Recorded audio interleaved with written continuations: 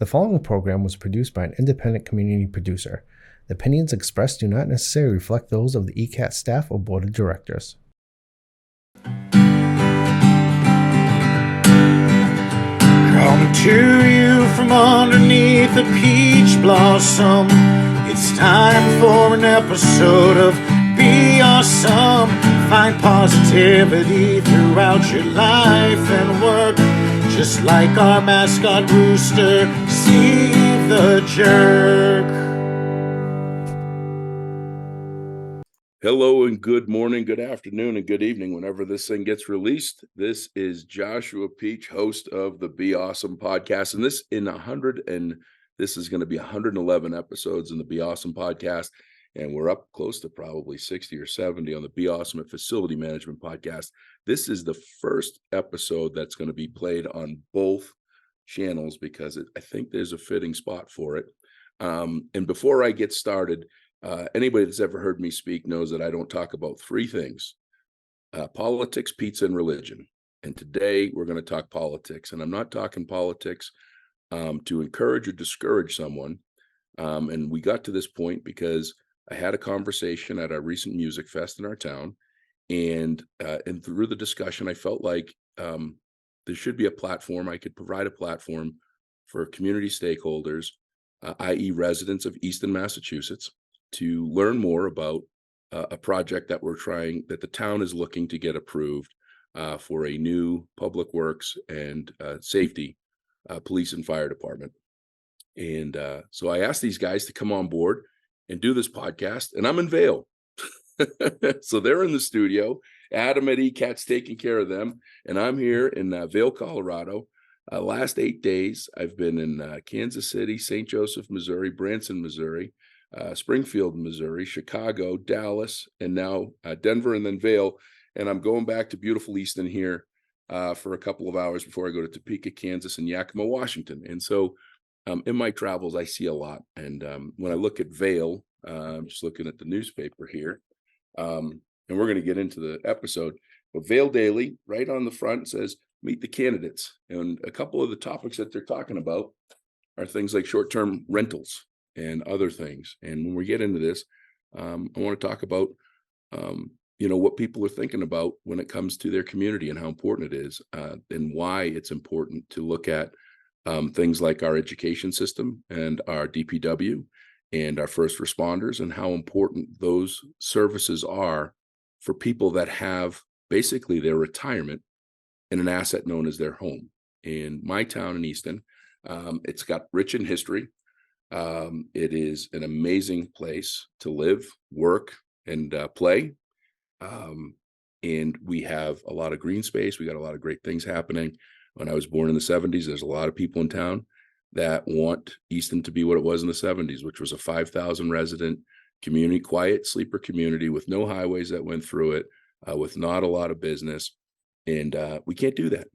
Got 26,000 or so residents. I'm going to ask for specifics from these guys, but I think we have about 26,000 awesome residents in our community that are adding character, life, and excitement. And with that growth comes things like having to do new buildings. So if you guys will all introduce yourselves, tell us what you do, and I'm going to put you all on the spot right out of the gate. Why do you love Easton? So, Connor, why don't you start and work around the room? Introductions, who you are, what you do, and why you love Easton. Sure. Thanks, Josh. So I'm Connor Mead. I'm the town administrator in Easton. That's a job I've had going into 7 years now, and I've worked for the town for 12. I think there's a lot to love about Easton, but you touched on some of it with the rich history and open space we have here. But something that I think, both professionally and personally, that's unique about Easton is that it tries to do more than just respect our past and respect our history. I think we have a really good balance here of recognizing and celebrating and preserving history, whether that be in a literal sense with buildings like BeAuSm's hall or open space, but having that inform the understanding you talked about that growth can, and if it's planned right, is a good thing.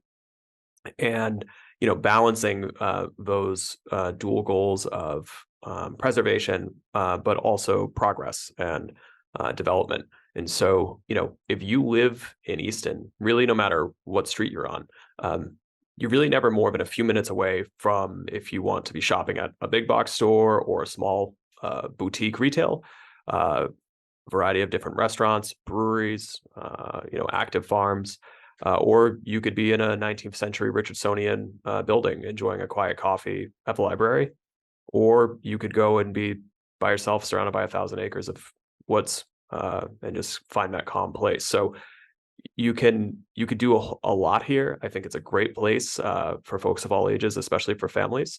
And so I think, that two-prong value system of preservation, but also progress, is what makes it special. All right, I'm Justin Alec. Oh, go ahead. I'm sorry. Oh, no, go ahead. I'm Justin Alexander, the fire chief. As somebody who loves history, this town is full of it. I just came from a meeting and tour of Oak Ames Hall, and if you want to talk about history, we all know that's a pretty amazing building. And one of the things I love about this community is that the people love the past and they want to preserve it, whether it's open land or the buildings or the rich history that it has.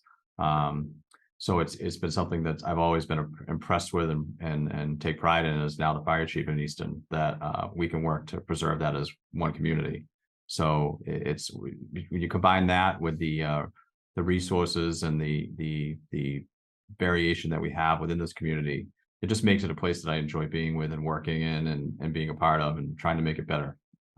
It's always been something that I grew up in Rainham next door. So my early years, and Easton was always one of those nice communities. You always knew about it, and now I get to be a part of it. So it really excites me to be here and add to the community in any way that I can. Awesome. Chief Boone. How you doing, Josh? So I am Keith Boone. I'm the police chief. I just finished my first year as the chief. I've been with the town, with the department since 2002, and saying that out loud it's a lot of years. I'll be going into my 22nd year, and it's crazy to say that. So a little different for me. I love the town because it's my home. Similar to you, we grew up here. I've known you since probably 1989, probably when we met. Yeah. Way back to CCD and Stonehill and the old days. So for me, I've always loved this town. My grandparents came here in the 20s and the 30s, and my parents were raised here, went through Oliver Ames. My brother and I grew up in town, went through the school system. I've always had a strong bond to the town, which is why I wanted to serve the town. A big factor in wanting to serve this community is because I loved it. And so early on, out of high school, I thought, what could I do to give back to the town that I love? And I had a lot of good relationships with the police officers throughout the years, through whether it's the DARE program or the SRO program that old retired Mike Fox used to walk the halls. And we had such a good relationship with the police that I wanted to give back in that way. So I started as a special officer almost 22 years ago, and here I am now as the chief of police. We're glad you're here. Hey, Josh, I'm David Field. I'm the Director of Public Works. Easton's a great community. I'm going on my 12th year being the director here. Beautiful community. I love preserving the assets that Easton has. It's one of the things DPW does, is try to preserve and improve our assets. And then the other thing I do, I love working for the town and our DPW. The men and women of the DPW are a great bunch of people and really do all they can for the town. And that's one of the reasons why I like being in Easton. Yeah, no, welcome. And all great answers. I took a bunch of notes. And before we get into this building project and all that it is, I want to share a few things. Why I'm so overly appreciative of the panel that is there. First, Connor, I accidentally ran into Connor about 6 months ago. Center School, which is where I went to 3rd through 5th grade, is closed, but they have probably one of the best playgrounds around because it's quiet, not a lot of people. And I brought my 5-year-old son over, and this he makes friends quickly, and so he made friends with a little girl, probably around probably close to his age, I would guess. She was about the same size, and they immediately started running around. And I heard her dad say, "It's time to go. It's time to go." And I never turned around, but it sounded like a familiar voice. And I finally grabbed my son and told him, "Hey, your new friend's got to go home." And I turned around. I'm like, "I think that's Connor." And then I thought to myself, I'm like, "I don't know if he lives in our town." And when I went back and I asked you, and you said you did, that meant a lot, because you've got skin in the game, right? There's people that are public servants that work in a community that don't live in the community, and I think it says a lot that you live, work, and are paying the same taxes that you're asking for people to pay, and put in the same skin in the game. So I'm very impressed and appreciative that you're one of those people. Your say-do ratio is strong. For those that don't know about what the fire department does in our town, they answered over 4,000 calls in 2020 and 2022. Their fire department works 24-hour shifts. That's roughly 10.95 calls on average per day to get those fire trucks and ambulances rocking and rolling and doing the things that they need to do, get out and save lives, put out fires, and even unlock car doors if someone's stranded in a Target parking lot. They do a lot. And on November 26th of last year, my grandmother, just shy of 5 days of being 100.5, sweeping her deck, had a massive stroke. And the fire department, as they've come many times to my house for family members, they came with incredible professionalism. And the fact that they have to watch people that they know they can't save every day is something I can't imagine, the tireless work that they do every day. And for that, I am eternally grateful. Well, my grandmother didn't survive, to have your team there, including Chris Mills, who's one of my closest friends, to comfort, console, and to do your best is extraordinary. And thank you for that. The police department, for a sleepy town, took 18,000 calls last year. And I think the calls are increasing. Keith, I'm going to look forward to getting that statistic. But they're answering roughly 51 calls a day, 2.3 calls an hour. Our town is very unique. It's one of the largest square mileage wise. Get in a little bit of that, but it's 27 square miles. To go from one side of the town to the other, it takes a few minutes. But they answer the call and they get there as quick as they can. And they've had some tough calls in the last year or two. And the team stays very motivated. And Mr. Field, you don't know this, but I saw you one day as a DPW director. There's a lot of directors that sit behind a desk. And I believe you have an Explorer or an Expedition, or you got an SUV. I can't remember what it was. But there was a nasty storm one day, and I went by you, and you were getting out of your SUV with a chainsaw. And I don't know if you used the chainsaw or if you gave it to somebody, but the fact that you were out in bad weather with a chainsaw, and we had a tornado that ripped through right down the middle of our town, E1 tornado that ripped through the middle of our town a couple months ago. Your team answers the call magnificently. And I'm the last house in the town. I'm not going to tell you where I live, but I'm in the last house in the town. I protect the town line. And I can tell you, when it snows out, there's blacktop in Easton, and it's not always blacktop in the other place. And so your team works amazingly, and I'm grateful for that as well. So now that we got the gratitude out of the way, now you guys know that I'm stalking and following you all in your efforts. Let's get down to brass tacks. You're looking for a project, and you're looking for support from the community to pass a large project to rebuild our community's DPW and police and fire department. Let's get to first, why are we talking about this? Then let's talk about what it's going to be, or what you'd like it to be, and then maybe a little bit of the homework that is done, and go from there.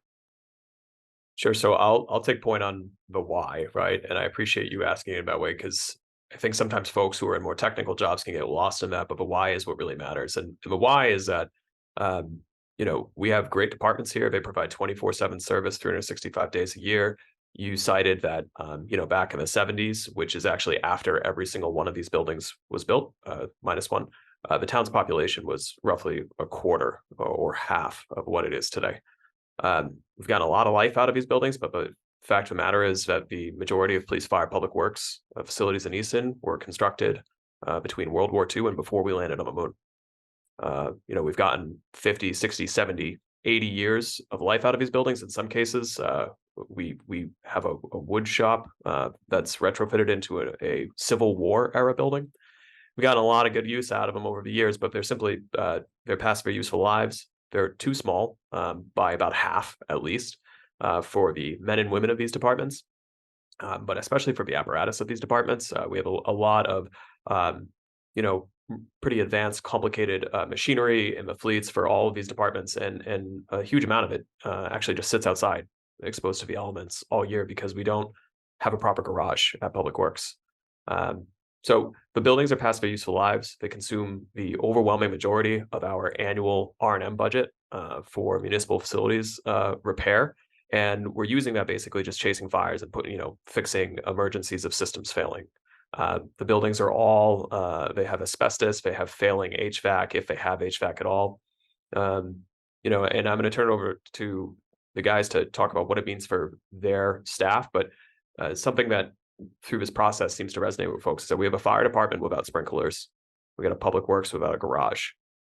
In police department, we have able-bodied, healthy individuals getting injured at work. These are already, all of these are dangerous jobs inherently.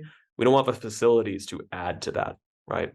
And so there's just real challenges for the staff, to make the most of what they don't have at these facilities. And, Josh, you touched on, you saw DPW director out there with a chainsaw. We have a lot of great people here. These folks and this project doesn't come from a place of these staff coming forward and complaining, especially these departments. They show up and they do what they have to do no matter what, often in really difficult circumstances. But it's just done. The buildings are past their useful lives, and they're posing a real challenge for these first responders in all three of these departments to do their best to keep folks safe. So I guess we'll just go in order here. If each of you could just kind of quickly touch on what does it mean for your men and women to you work actually in these buildings? you made a great point, and this is something that I didn't even think about. And we don't need to talk about beliefs of global warming or anything, but our weather is really doing a number on us. And I'll just go back to the polar vortex.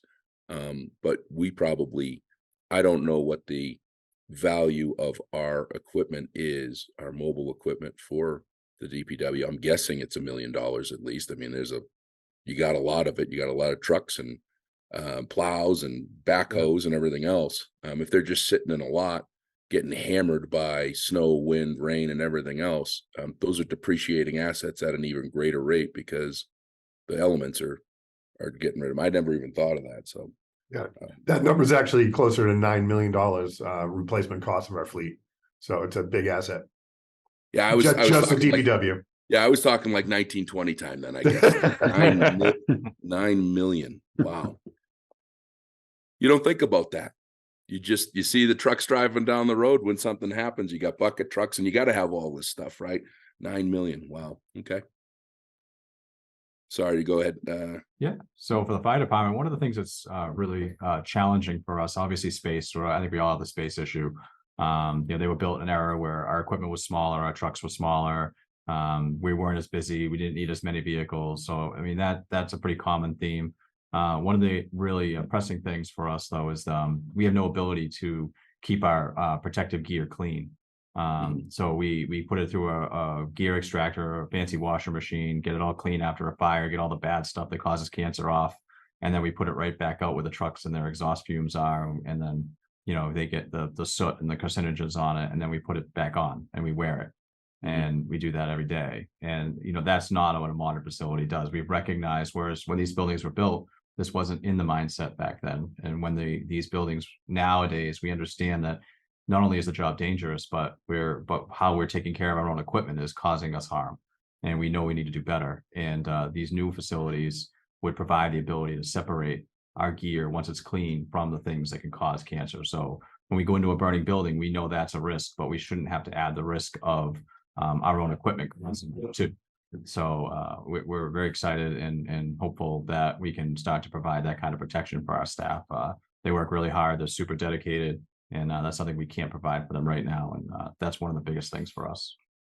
Yeah, we have a ladder truck now, right? Correct. We haven't always had a ladder truck. We've had one going back well into the 60s. So actually probably a little before that. We've had a ladder truck for a very long time. I think we're actually going back into the late 30s, 40s. We got our first one. Okay. Because we don't have a lot of high rises. I didn't think we had a ladder truck for a very long time. Yeah. So, one of the things about ladder trucks, people think it's about the height. It's about the reach. It's being able to get to a house that's set back 50 feet off the road. That's why we need a 100-foot ladder to reach that 50 or 60-foot house off the road to make that rescue out of that second floor, third floor window. See what I'm learning today? I'm learning that we got $9 million worth of DPW trucks, and I'm learning why, because I questioned why we needed a 100-foot ladder truck, because the highest building is 50 feet. Now I'm getting educated here. This is good. This is good. And so, and I didn't know that's what you have to do with all of your equipment. So every call that involves your team to put their gear on, they've got to put it through this extractor and then do this whole turnaround. Correct. Yeah. Anytime it gets contaminated, we'll clean it. And we've been very fortunate between the town and the state to have the equipment to do that. But then we just have no place to store it that's in a clean environment. Yep. So we're halfway there. And we currently have 3 fire departments. Correct. 3 stations. And we'll get into this facility, but the goal would be to move the Lothrop Street Fire Department to the new location, and the other 2 fire stations will stay open, or will they? So they were in this plan. We would move all of our facilities into the new facilities. We would not use the current ones. We would maintain our Depot Street, the smaller one over by 138 in Depot. We would hold on to that within the fire family. Okay.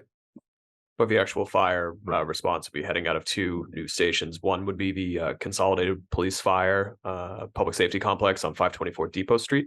And then the other would be the intersection of Main and Washington Street across from Hilliard's. And so those divide up and cover the town quite well. Okay. And not to skip over police and DPW talking about existing facilities, but I think we'll circle back to how that allows us to spread our folks across the town in a more efficient way than what we could do right now. Okay. Awesome. Yeah, so as far as the police, it's really, you're going to hear the common theme. It's the space needs and it's the condition of the building, really. We've, it was a 1960s building renovated in early 90s, really for 25 to 30, officers and civilian staff.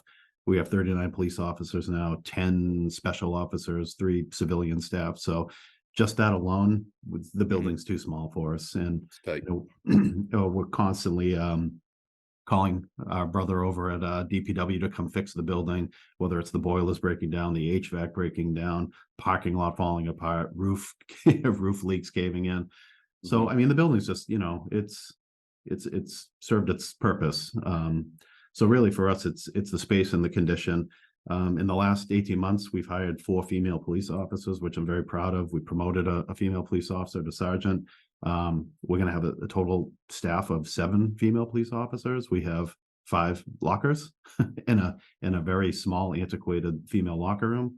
We're now buying lockers and having the DPW retrofit the building. So just for gender parity, if we want to really diversify the police department, it's what are we doing to make that possible? So, that's part of what we're trying to do is as far as creating a new building that is inviting.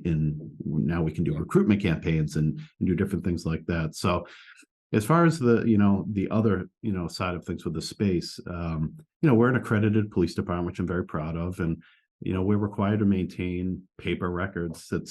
As crazy it is in 2023, we're still required to keep a lot of paper records through a records retention program. So no sprinklers. We're just adding, metal file cabinets. God forbid we ever had a flood or fire, things like that, and we really could be in a position to destroy the history and records of the police department. Which I have daily logs that go back to the early 1915s and in the teens. So.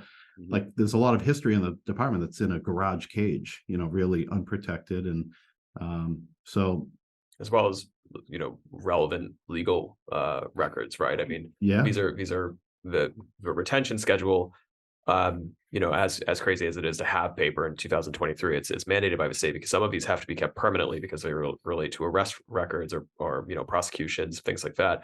And these are basically just in filing cabinets and hallways. Right. And there's nowhere to put them. And again, not sprinklered.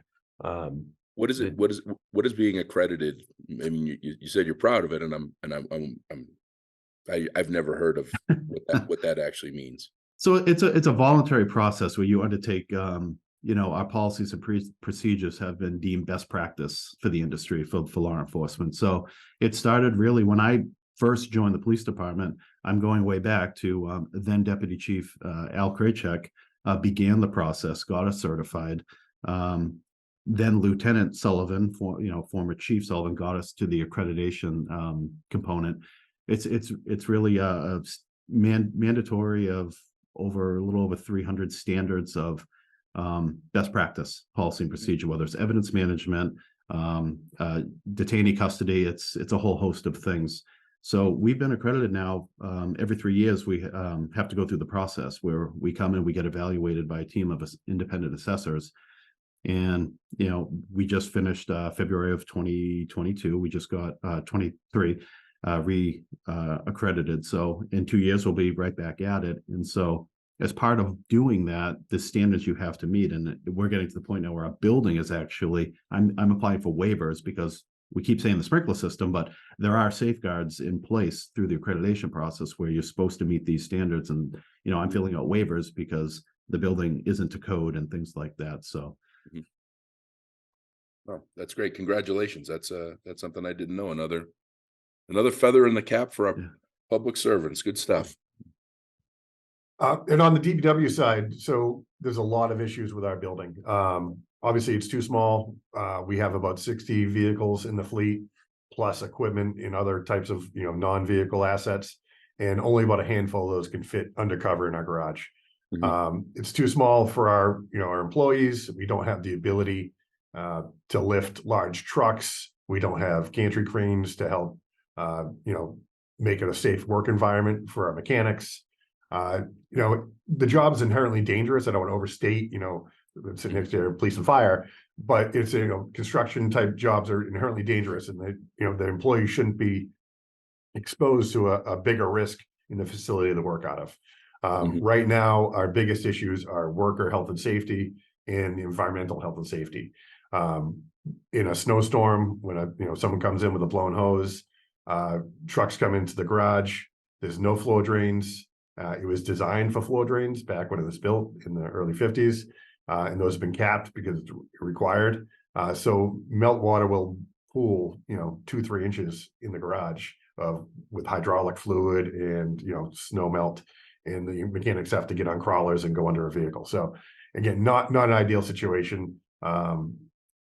We don't have a truck wash. We deal with very corrosive chemicals, salt and brine. And when we apply those, we cannot clean our trucks. And this, in the new facility, we'd have a, modern truck and car wash that police, fire, and DPW could all utilize. So those are the biggest issues we have. Yep. And I think that our DPW is like a lot of DPWs, but a little bit unique because, and correct me if I'm wrong, I'm just doing observation and homework and living in the town, but you maintain our roads, you maintain our town buildings, and you also do a bit of maintenance with our school buildings, our parks. You basically cover all public use space in our community. That's correct. Yeah, we have a excellent department in a lot of divisions that aren't typical, especially the building side of it. A lot of times it's a separate department. In the configuration we have here, we do all the maintenance in all the school buildings, all the town buildings. We mow all the fields, school and town, roadside. Very robust department. The only things we really don't have here in Easton that other probably bigger communities do is either electric department or in beaches. So other than that, we have pretty much the full gamut of what is possible for most DPWs. Yep. Well, good. So let's get into the hairy scary. What are the buildings going to look like? Where are they going to be? and what's the price tag and what's the impact on the community. And Connor, I want you to, so I don't forget, I want you to cover, because you said something that was really powerful for me. And I'll tell you, my family and my mother, my mother-in-law, myself, our family, our direct family has 6 homes in the community, 2 of which are by retired aged family members that are on fixed incomes, and they are what we would call asset rich. The primary, what they have is their money. So I want you to talk about and share some of those tax relief programs that are active and what you're fighting for that, regardless of the outcome of this vote. But that, I thought that was something powerful that I think most people aren't aware of. Sure. So let's talk about the building and then touch on that, if you would. All right, awesome. Thanks, Josh. So what this project would do, we touched on it a bit here, but these buildings were built over many decades, more than half a century ago. They're spread all around town. Depending on how you count, there's about 17 of them. This would consolidate and modernize all 3 of these departments. And what you would end up with is 3 distinct buildings on 2 sites. So the biggest site is 524 Depot Street. Folks who've lived here for a long time often think of it as the Gill property. The town purchased 156 acres of land there 10 years ago. We set aside 10 acres of that purchase for a future municipal building, and that's what this is. So it'd be 10 acres of land on Depot Street as you approach 5 Corners, where the front, you'd have one of the 3 buildings would be police fire headquarters, and then there would be an access road into the back for a consolidated DPW facility. One of the things we didn't touch on is, of all those divisions in DPW, one of the major divisions, which is water, is actually in a separate site on the other side of town. And that building is actually closed to the public because it is not ADA accessible. So this would bring all of DPW, including unified fleet maintenance, under one roof at the backside of that site. Some of the benefits of that site would be that in police fire, which is fronting onto the road, we would have a community room. One of the other challenges we have in town is we have a lot of really beautiful older buildings, but the main boardroom that the town government uses to conduct its business is an old dining room, and so you could fit about 20 people there. Not a ton of folks spend their evenings going to municipal meetings, but sometimes they do. And when they do, if it's an issue that a lot of people care about, we often have a hard time fitting them. And that's not great. That's not what we want. So there would be a community room at Police and Fire on Depot Street that could fit closer to 50 to 70 people. We could actually have trainings for our police and fire departments who currently can't fit in any of the rooms when they're all in. So that'd be a benefit of the first building on that site. And in the back, we would also have trailhead access to the 146 acres of conservation land. So we understand this is a big project. We're asking a lot. We want to make sure there's some, obviously we all believe in the intrinsic value of having solid facilities for our first responders, but we want to make sure there's some really specific things for the community as well. So that's one site. The second site would be 5 acres of land across from Hilliard. So it's the southeast portion of the intersection of Washington and Main Street. That would be where the Northeastern Fire Substation would go. And so that's actually on Stonehill College's property. We've worked out a 50-year lease with the college, which is we're very appreciative of. We have a great relationship with the college. The first 7 years of that lease have no rent. And then when rent begins, the college has promised to endow a scholarship that would put that money straight back into the community for graduates of Easton schools and children of first responders to get scholarships to go to Stonehill, which we think is a nice kind of value add of a project. So that's what you would get, those 3 buildings on those 2 sites. And then as far as cost, it's an expensive time to do anything. That's true for homeowners and private businesses. It's true for municipal governments.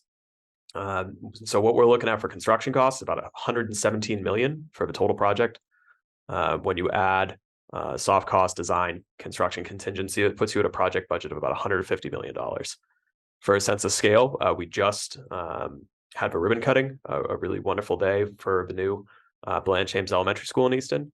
4 years ago, when we were at the schematic phase and budget phase for that project, it was estimated about $95 million. So, and that at the time was the largest, or it still is at the time, the largest and most ambitious project we've ever done. And so this project is 50 million plus more than that. It's trying to do an awful lot. It's trying to address decades and decades of aged facilities. And we think it'll bring really, these are not, when we say that these are modern, they're not these are not gaudy, high-price fixture facilities. This is just the cost of when you're doing, north of 100,000 square feet, 15 acres of site work with public construction. The costs just get very, very large. So $150 million project, the way that projects like that are funded is that, unfortunately, in Massachusetts, there is no state grant for police, fire, public works facilities like there is for schools.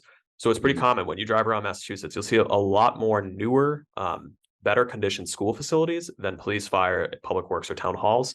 That's not necessarily a reflection of voter sentiment towards those departments. It's a reflection of really powerful financial and policy incentives that exist. The state, depending on your community, depending on the decade that you're doing it, can, through what's called the Massachusetts School Building Authority, which is, I think, probably one of the most brilliant, successful public policies Commonwealth Massachusetts has ever done, uses 1 cent of the sales tax revenue for a dedicated fund that then goes back into communities and can offset, depending on the community, 30 cents to 70 cents on the dollar of construction of a new school. And that's incredible because that substantially reduces the tax impact for voters and makes it much more likely that those capital projects proceed. There is no such fund for municipal buildings. And so when you drive around the state, you'll see there's actually a report from a former state auditor, Bump, who's an Easton resident, documenting the really, really sad, frankly, conditions of a lot of these facilities around the state. And connecting those things, that there is no state money for this. So that puts the burden of a project cost like this entirely on local taxpayers. And so my job, one of my jobs, is also being, a CFO for the community and looking at this and saying, okay, this is what this costs. We go through value management. We get it down to the lowest number we can without compromising the mission of actually achieving the project and delivering buildings that we're not going to kick ourselves 5 years post-commissioning saying, we cut 1% of a budget out and lost 15% of a utility. And figuring out with the finance department, how do we come up with a borrowing strategy over multiple years to make this as least impactful as is possible. And so what we're expecting if this goes forward, so voters will get to weigh in on this on October 23rd at town meeting at 7 o'clock at Alverns High School, and then again on November 4th, which is a debt exclusion election. And basically the way that funding for a project like this works is that voters have to voluntarily decide to authorize the issuance of the debt to pay for the project and to raise their taxes to pay for those bonds. And that's asking a lot with any project. And so what we're expecting here, based on construction schedule, is a multi-year bonding plan where most of the cost of this is going to start coming online in fiscal 25, 6, and 7. And when you get to this being fully borrowed, somewhere between 26 and 27, we expect the annual tax increase for the median home to be about $720 per year or $60 per month, which we fully understand and appreciate is a sizable amount for many families. So what's considered a median home in the town of Easton? So it's based on assessed values. So if you're not like a municipal nerd like I am, that might not really mean a whole lot. If you get your tax bill or you go on the online databases, you'll see, you could look up your property and say, it shows you what the Board of Assessors. So one of the divisions of a municipal finance department is called the assessors, and it is their job to come up with what they believe a fair value of your property is. Assessed values are typically lower than what you would get if you listed your house and sold it tomorrow, right? So the median assessed value is the halfway point of values in Easton for single family homes from the assessors. And right now that assessment is about $525,000. Okay. If you recently bought a home in Easton or you ever go on Zillow for fun, you would probably look at that and say that seems quite a bit low compared to what new properties or even renovated properties list for. And again, that's because assessed values are typically a bit below what you would get listing. And so we use that figure because from a kind of statistical perspective, you can look at that and say, if the median cost is $720 per year, you're looking at about 50% or more of the community will pay that or less. The inverse is also true in the interest of transparency. If you live in a substantially higher value home, then the tax impact will scale, right? Because it's basically a math equation. It adds, $1.30 to the rate. So if your house has a really a higher value, that'll have a higher annual tax impact. If your house has a lower value, it'll have a lesser impact. Okay. Thank you. So that's what we expect it to cost. And you referenced before, and I appreciate the opportunity. We try to be sensitive to the sometimes contradictory goals we have. We want to keep making Easton a thriving and strong place by making public investments, whether that's in infrastructure or in facilities or in our programs. But we also, the financial mechanisms we have to pay for a lot of these, at the end of the day, come down to a cost of living equation for folks who live here. And you mentioned your family are 6 of these homes. We do not get a tremendous amount of financial assistance from the state for a variety of reasons that I'd be happy to talk about on another episode. And the Look at this guy. overwhelming He's already doing a multi-episodes. the majority of our revenue comes from property taxes. The majority of our property taxes are from residential properties. And so any big project like this kind of necessarily is going to have an impact on taxpayers. And there are some folks who say, okay, well, you know what? I think that's a good value proposition. I think these departments need this. I could fit that in my budget. We also understand that there's a lot of folks where that's just simply not true. And, our job through educating folks about this program, about this project, is not to go out and twist arms or try to guilt someone out of their financial circumstances, right? Someone can support the proposition of the project and just say, I simply can't afford that. And, it's not for us to say, that's not true for you, right? Everyone's financial circumstances are deeply personal. And that's their right as a voter to pick yes or no. What we do want to do is to try to be thoughtful about the challenges that projects like this create. And so when the school project went forward 4 years ago through the select board or through voters at town meeting, the town adopted a couple of tax relief programs that were already in state law. And so one of them was for seniors and folks with disabilities, and the other was for veterans. And typically when a community does that, you basically end up with a donation-driven account where a committee of citizens or the veteran service agent, depending on the fund, reviews applications for folks who meet the criteria and can disperse financial assistance to cover the cost of taxes. So those were great programs to adopt. And then when the pandemic hit and the American Rescue Plan was signed on the federal level, one of the things that we did in Easton that was really unique is that we took those federal relief dollars. One of the main focuses of the United States was we wanted that money going back out into communities to help people recover, not just physically and emotionally from the pandemic, but financially. And they really wanted communities to have systems in place where they could get those dollars out to folks who need them most. And so the timing worked out. It's hard to say that about COVID, but the timing worked out that because we had those functionally grant programs in place, but they were entirely volunteer and donation driven, we were able to basically supercharge those by putting 200,000 federal dollars into them. And so for 2 or 3 years now, we have been a committee of citizens. I say we in a very global sense. This isn't staff driven. Have been dispersing, sizable direct financial assistance to folks in need who, if you're just driving through a newer development in the town, you might not think are there, but they are. And so we've been able to put a few $100,000 out the door through that program, which we're really proud of. We also know, first of all, that federal money doesn't last forever. And second of all, that's good, but we always should strive to do better and do more. And so, the problem we're talking about here, financing these huge capital projects, is not unique to Easton. Other communities have gone through similar ones, and we don't have huge teams. We don't have like departments full of analysts just kind of hanging around, coming up with fun ideas, although that would be really cool. So we borrow a lot, right? So I think the community of Wakefield had a $250 million capital project with a $1,400 or $1,500 annual tax increase going forward. The voters adopted, but they came up with a creative idea to petition the state to create basically a pilot program for their community for a senior tax exemption.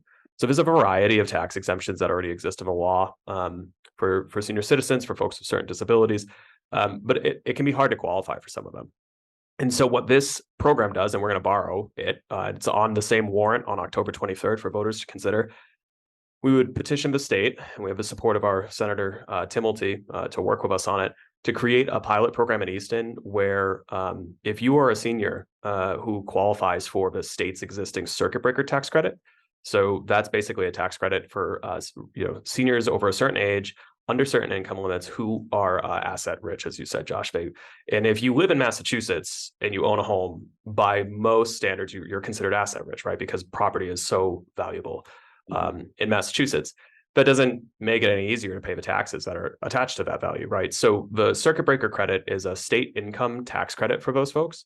And what this petition would do is basically create a partial local match to that. So that if you were a senior in Easton and you received the circuit breaker tax credit, along with some other standards, like you've lived here for 10 years, you don't own multiple properties in your name, that type of thing. When the borrowing for this project, if it gets approved, really starts coming online and the financial impact for homeowners starts being really able to be felt, this program would go into effect and hopefully provide a way for us to either soften or hold harmless those folks on fixed incomes who are retired from the impact of a project. So we're trying to recognize that, the need for these facilities, the need to do projects like this and to make progress can't be used, in my opinion, or in the team's opinion, to just kind of hand wave away the externalities of progress, right? And sometimes that can hurt folks, and we try to do what we can to do both and to take care of people. So hopefully I did a good job explaining that. I know it just took up a huge amount of time. That's all right. No, that answer questions about it. To be honest with you, that's why I wanted you on this podcast, because when you drive through our town, there are a lot of McMansions. There is a good amount of wealth in our community, and I think those people will support this, and I think that they'll be behind it because they've invested significantly in these big, beautiful homes. But there's a lot of our community that are Eastonites, people that have been here for in some cases many generations. My fiance's 5 generations going back, and I've never. Up until the music fest and standing and talking to you for a few minutes, I didn't know all these things were available for community members that might have a need for some support. And I think that that's important for people to know that there's accessibility.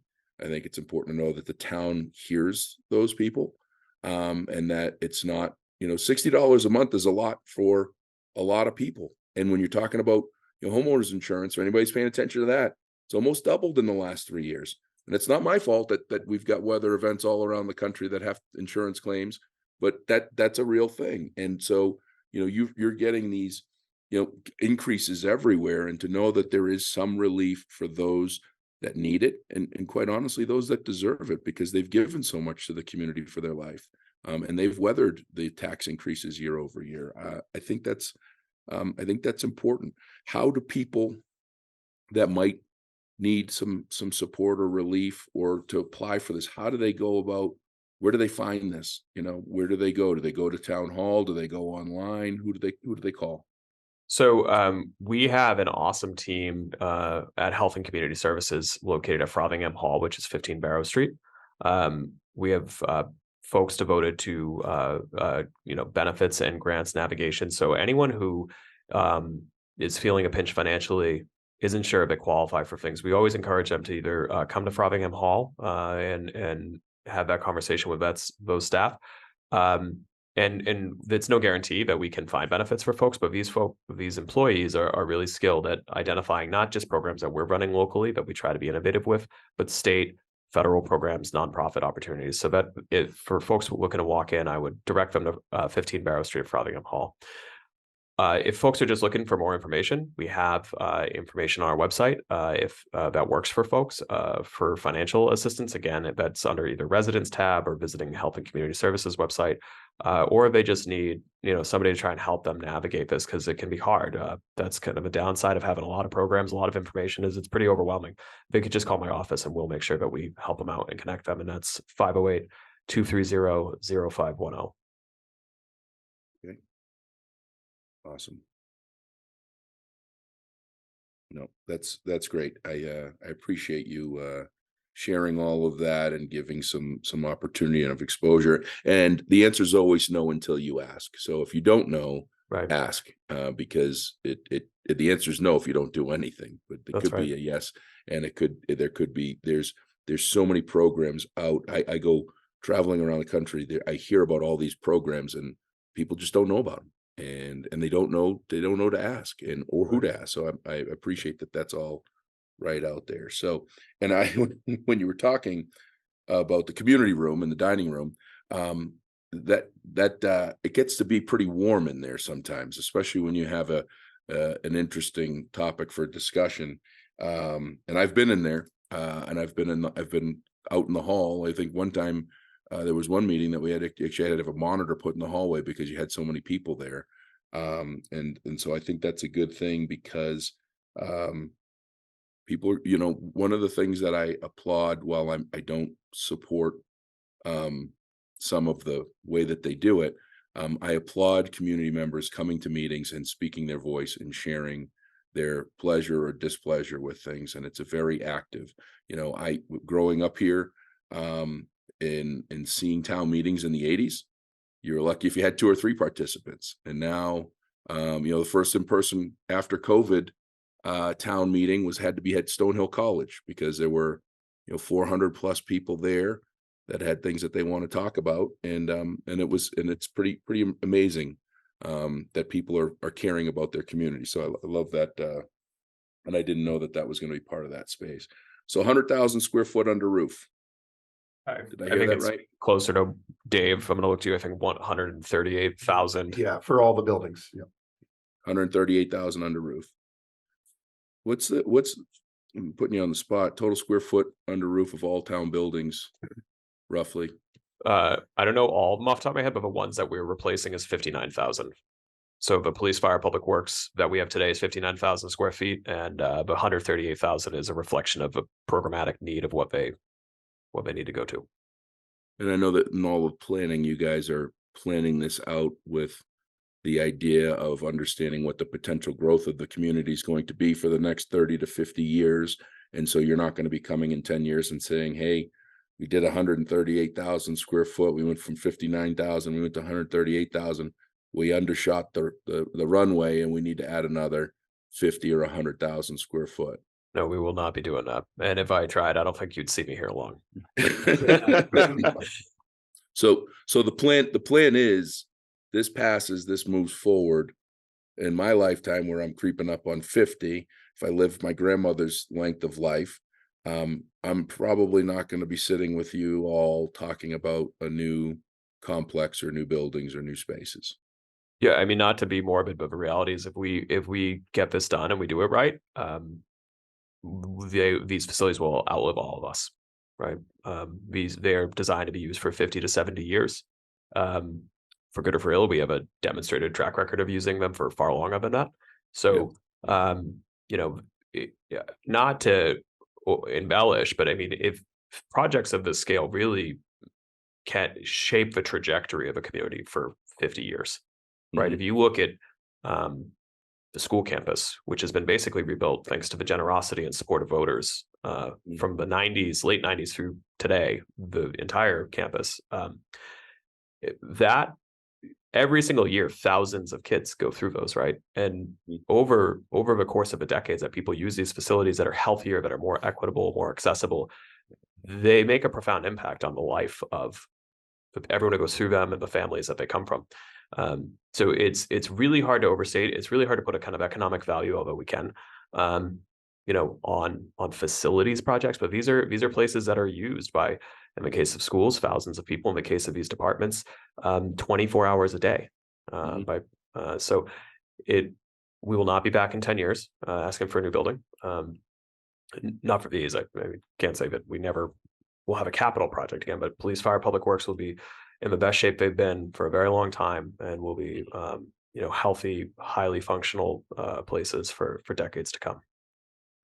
Yeah, and Mr. Field, you can touch on this, but today's construction buildings, to maintain and manage equipment, you're gonna be putting Band-Aids on stuff. You're gonna be doing appropriate preventive maintenance out of the gate. When the ribbon gets cut, you're going to be overseeing and making sure that everything is taken care of properly. And my assumption, when I'm doing my math on the cost per square foot, based on the money asked and all of your expenses, cost a square foot, I don't see opulence of 14 karat gold railings or expensive roof materials that are beautiful to look at, but difficult to maintain. So you want to touch on a little bit of that? Yeah, so these buildings are obviously, durabilities are primary focus. So these are very durable buildings, and the energy efficiency is really through the roof on these. Much more energy efficient than any of the buildings we have now, and even buildings that have been built recently. These will be far outpace those because of the stretch energy code. So we're designing to a really high level. So we'll have geothermal in all these buildings. That's our, what we're looking at right now, and it's a very efficient way to heat and cool these buildings in the future. So I'm familiar with geothermal, but our listeners might not be. So do you want to share what that actually is and how it works? Yeah, but so basically it's a series of many wells driven fairly deep into the ground. The ground's always a very stable temperature, and so we'll extract energy out and put energy into the ground. You basically balance that load, but basically it'll temper our building heating and cooling needs throughout the year. So then you'll augment that with a little bit of electric heat energy or cooling as needed, but generally you're getting basically a steady state temperature of 50 degrees out of the ground in heating your buildings or cooling them. Mm-hmm. And so that part of that upfront cost is going to be, because it's expensive to do, but ongoing. I don't know the math numbers and everything, but I'm going to assume when you just said geothermal and some of the things that you're planning on doing, and you talk about going from 59,000 square foot to 138,000, can I assume that our utility costs are not going to be tripling for those buildings? So we will have higher energy costs, but our energy usage, our intensity will be lower. So right now these buildings are just small. They don't have proper ventilation. The DPW, and the garage in the DPW has no ventilation. So if you had a properly working building of that size now, you would have more energy usage anyway. So these new buildings will have the proper ventilation, but we're going with a very efficient product to keep that energy intensity use down. And there's also some significant rebates. I don't know if Connor wants to talk about that. So Josh, those are good questions. And part of picking the municipal building committee, which I glossed over, and I apologize to any of them listening, a lot of this project gets shepherded by a group of citizens, which I think is important for folks to remember. This is not entirely staff driven. Obviously, a lot of us put tons and tons of hours into this, but there is a committee of citizens for any public works, public facilities project over 500,000 in value that provide oversight to the staff, the project managers, the architects. And they meet every single month and have been doing a lot of work on this. And we have a lot of great people on there from the community who are architects, engineers, HVAC specialists, and they contribute a lot. And we really appreciate it. And one of the decisions that they made nearing the end of schematic design was to go HVAC, to go geothermal for HVAC. And part of that was that we did a life cycle cost analysis looking at what you're talking about, Josh, but also looking at the upfront marginal capital acquisition cost of going with a newer technology than doing maybe an electric heat pump. And so thankfully, between both Mass Save, which is a program a lot of folks are familiar with in their own house, those are the folks who will come give you nice free light bulbs and check your energy efficiency. And through federal rebates, we anticipate from the what was called the Inflation Reduction Act, but was really a pretty ambitious climate bill signed into law last year.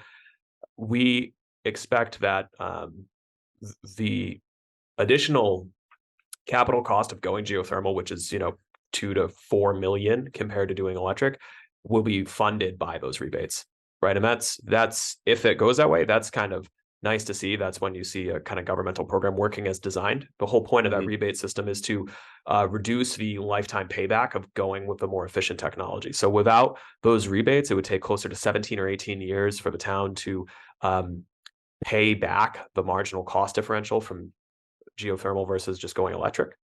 But with those incentives, it's effectively the payback is instant.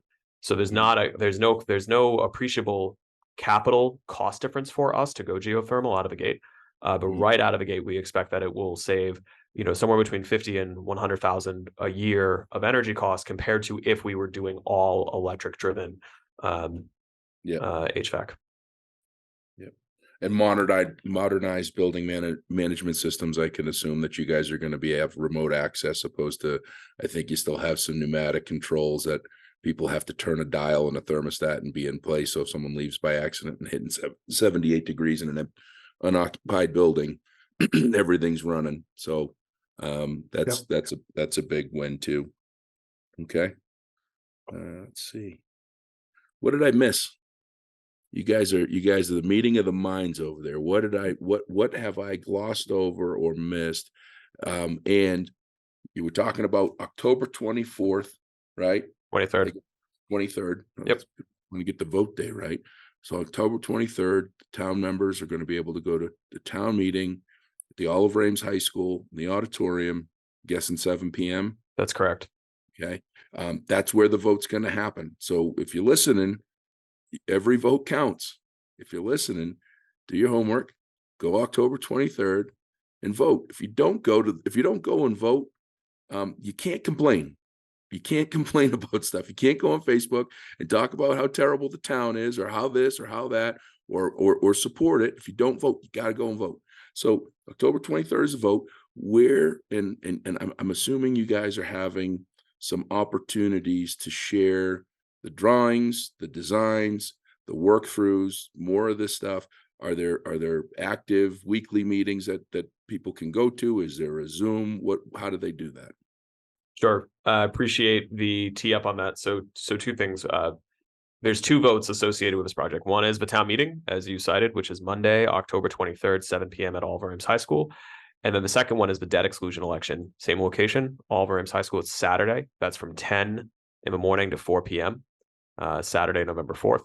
Vote by mail will be available for folks for that one because it's a ballot. So it's a bit different. Town meeting, you go and you sit through presentation, debate, you vote. A debt exclusion is much more what folks are familiar with. You go in, you get a ballot, you check a box, and that's for participation. So there's vote by mail available for that. Any information as far as voter status registration, people can go to www.easton.ma.us/vote. All the stuff we've talked about here for the project, we have a dedicated website devoted entirely to the project, renderings of the new facilities, photos of the existing ones, all the financial analytics we talked about, key dates, and that's eastonpsw.com. So that has anything we talked about here, any work we've used, every single document is online. We have video tours of the facilities for folks who haven't seen them themselves. And then as far as opportunities to learn more, I don't think this will air by then, but Monday, October 2nd, we're having the second one of our community forums and facilities tours. That'll be at Police Fire, located at 4648 Lothrop Street. Monday, October 2nd at 6:30. We will also, again, this probably will not be in before we air. We'll have information about the project at the fire department open house on Saturday the 30th, starting at 11.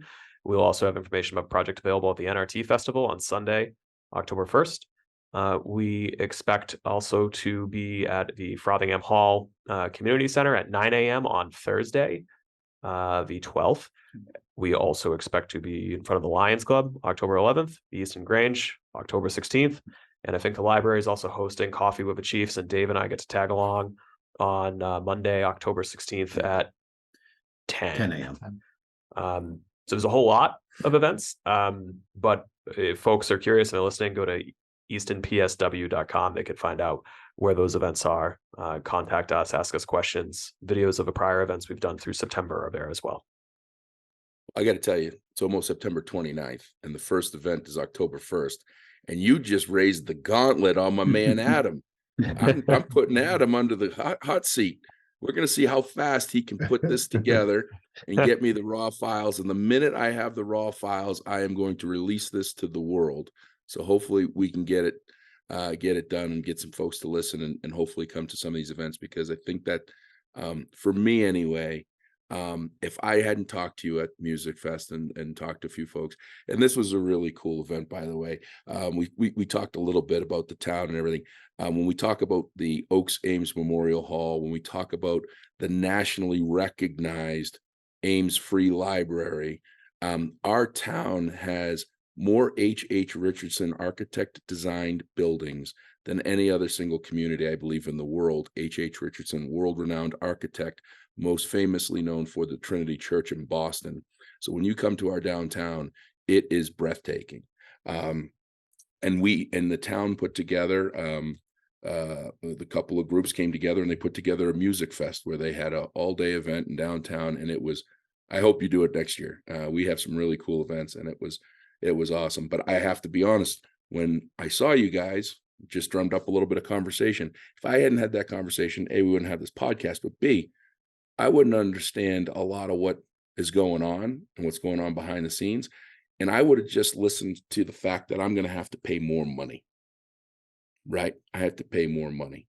And social media, sadly, is a terrible place to get information, factual information. And unfortunately, your customers, I'm one of them, and y'all, I think all of you live in Easton or in the community. You're all customers of your community. We're tough. We're the worst. We're the worst customer because we live every day doing two things that no customer wants, that has no control of. We have to pay something, and we typically can't control what it is, right? And so we're always out of the gate. We're going to complain. We're going to have difficulty with it. We're going to expect the best and report the worst. And that conversation that I had with you, and I'm still doing homework, so I'm not decided. I'm not encouraging or discouraging, but that homework that I got on that first talk gave me a different viewpoint of what my anticipation and expectation of what this project was. So take advantage. The town members that are part of this are doing everything they can to provide the word that I hate, transparency, because everybody talks about it. Very few people do it.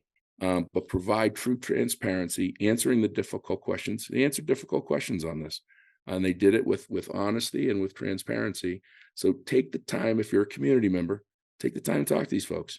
Take the time to go see the facilities. I'm sitting here thinking about, when I'm looking at the square foot, when I'm listening to these things, I can only imagine, and this will be the last thing I want to touch on, because I know this is going to be a hot topic specifically with parents in the community, but I have to imagine when you guys do this, the homework after the fact, this is for the firehouses, I would have to imagine that the response time will be expedited by at least a minute, meaning they will get up and out of the firehouse quicker with a spacious facility, and be reasonable to say that they'll be able to get to the call quicker.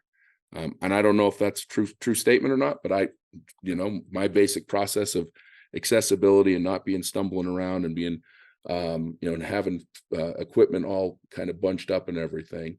And this is going to lead to my point with the parents. Lothrop Street, where the firehouse and the police department are, is right on top of our now district campus. Okay. And Connor, you and I touched on this because people are saying, well, what happens when the police are needed at the schools? Well, the police aren't in the police department waiting for a call. The police have to cover 27 square miles, and there's police cars on all corners of the town.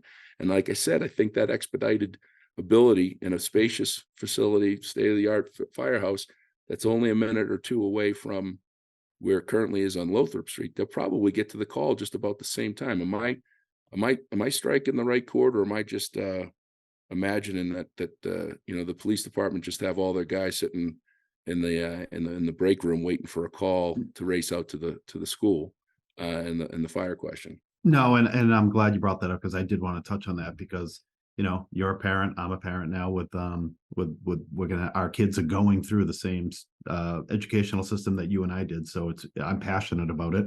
But it is the main question I get, aside from the money, is what's the difference in response time? And so I've had a lot of thoughtful conversations with people, because like you said, there is that misconception that we're self-dispatching from the station all the time, and we're not. We have 3 different shifts, 8 a.m., 4 p.m., and 12 midnight. And so our officers come in to work, get their assignments, and we deploy them out into the field. So we divide the town in half through north and south, and all the schools now are in the north sector. So we have, at a minimum, 2 officers assigned to the north sector. And so they could be anywhere in the north. So as a call would come in, they could be anywhere in town deploying to that call in the field. So we're not just sitting at the station, like you said, in the break room waiting for the call. We're out on the road. So I think it's important for people to know that, because that's something not a lot of people can understand sometimes, to explain how a police department operates. So you and I had a conversation. I hope you don't mind me sharing my conversation with you on Wednesday when I was in Chicago, Sure. and we talked for a few minutes, and we're getting to be sappy and old, man. We used to be tough and non-emotional and all this stuff. And, I think it's important for community members to know that your child is you could look out your window at your office currently, and you could be boots on the ground in a minute or less if something happened at your child's school that he's going to go to, and you're behind this project that's going to put you a number of minutes, you're the headquarters a number of minutes away. So that's the firm belief of and understanding that, again, your team's not just waiting in the police department for a call. They're everywhere all the time, 24/7. Yeah, absolutely. As a dad, like you said, I could probably look out the window and see him on the playground right now as he's over at Blanche James. And Yeah. if I, as a resident, a lifelong resident, if I had reservations, I wouldn't be behind the project. As the chief, if I thought we weren't providing the best possible safety, I wouldn't be behind it. And I'm behind it on both fronts. And we have been. This is many, many years in the making of these discussions taking place on location and how we would operate. Yeah. Well, this is great. I think I've gone over my typical hour, but that's okay. And I'd love to have you all back on, regardless of the outcome, to talk about more of the process and everything else.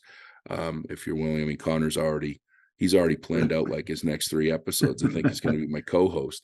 But this has been great. I feel like we've covered just about everything. Is there anything that I didn't touch on that you guys want to talk about?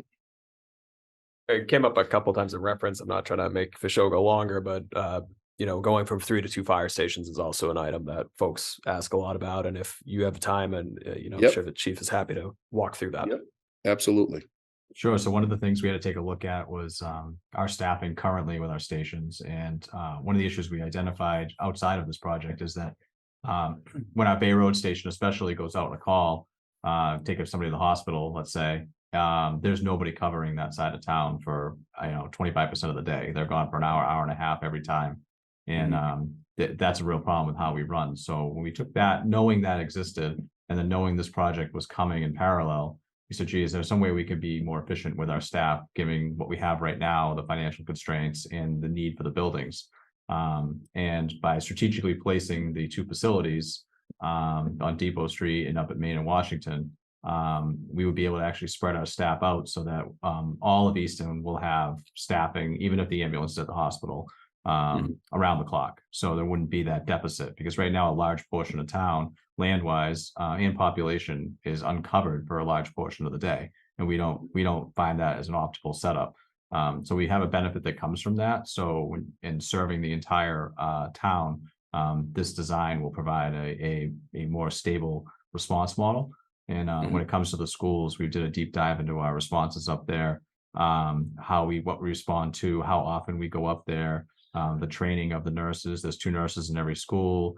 We did this in concert with the superintendent to make sure that our analysis was on point, and that what we were doing wouldn't jeopardize any of the needs of the children or the staff at the schools. And everybody's on board and has been supportive, and I'm very confident that we're going to be able to serve all of Easton and the school campus with this project.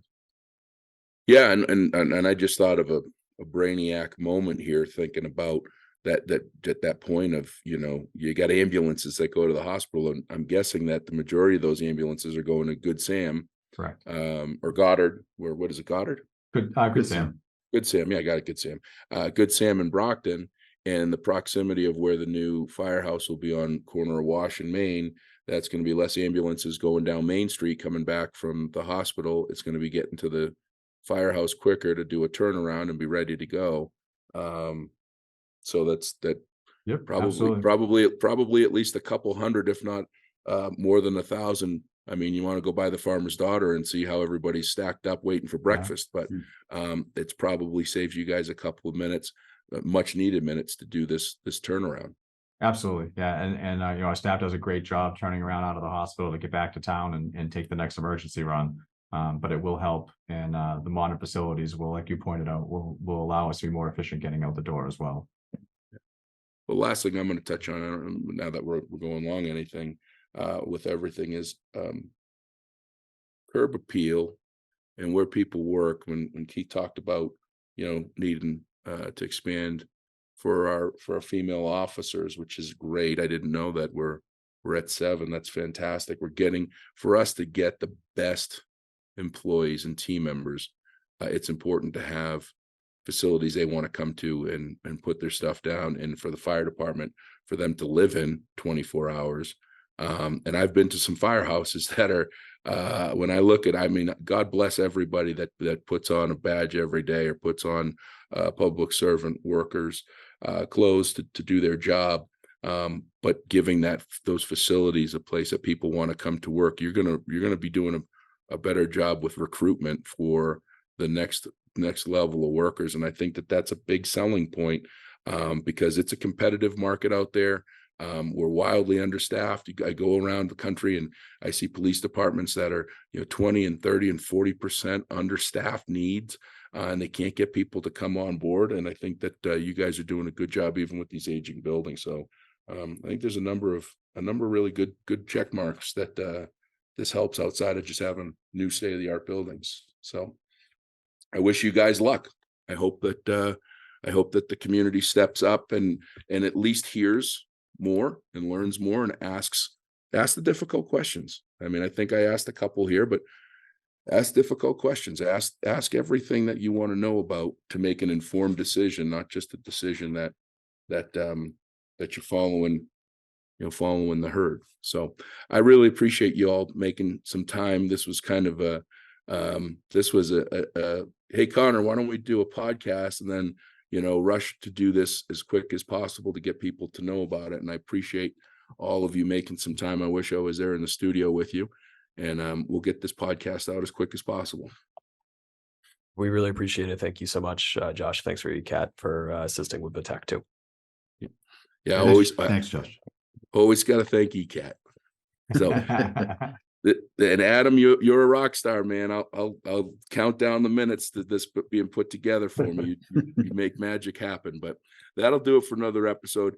I'm really glad I get to share a little piece of my town. I often say that I feel like we live in a bubble, because the community is just, even though we've grown and nothing's perfect, our town does a pretty darn good job of taking care of each other and looking out for one another. And it's a great place. I'm probably the rarity where I get to go to a lot of places around the country. From September 20th to October 31st, I'll do 17 or 18 states. I'll fly probably 40,000 miles and drive probably 3,000 or 4,000 miles, I feel like. And I see a lot. And I always love coming home to Easton, driving down Main Street, even though it's out of the way. I saw a post on LinkedIn the other day by a photographer, former facility director at Holy Cross in Worcester, and he took a picture of a clock in St. John, New Brunswick, and the same company that made our Shoveltown clock that Avery Williams donated to the town. I think he was who donated. We've got a beautiful clock that's got for hands, it's shovels, the history and everything. We have a pretty cool town, and I'm glad I got to share a little bit of it. I'm glad I got to share a little bit of what our public servant team is doing in their efforts to improve and continue to, I think you said, preserve and progress, Connor. I think I'm going to steal that. What our team members in our community are doing to preserve all that is great and have progress to keep up with the other communities around the country, or exceed other communities around the country. So that'll do it for this episode. As always, 5-star rating and reviews. I just checked. I think we're creeping on the top 2% of all podcasts in the country. That comes from viewers, listeners, downloads, 5-star rating and reviews, comments, shares, likes, all that crazy stuff. So if you like it and we deserve it, please click the 5-star rating and review, subscribe, and do all that fun stuff. If you don't, and we don't deserve it, reach out to me, Josh at BeAuSm, JOSH at BeAuSm, BeAuSm, and let me know what I can do to improve. And that'll be this episode. So if you can be anything, be awesome. Have a great day. Coming to you from underneath a peach blossom. It's time for an episode of BeAuSm. Find positivity throughout your life and work. Just like our mascot rooster, Steve the Jerk.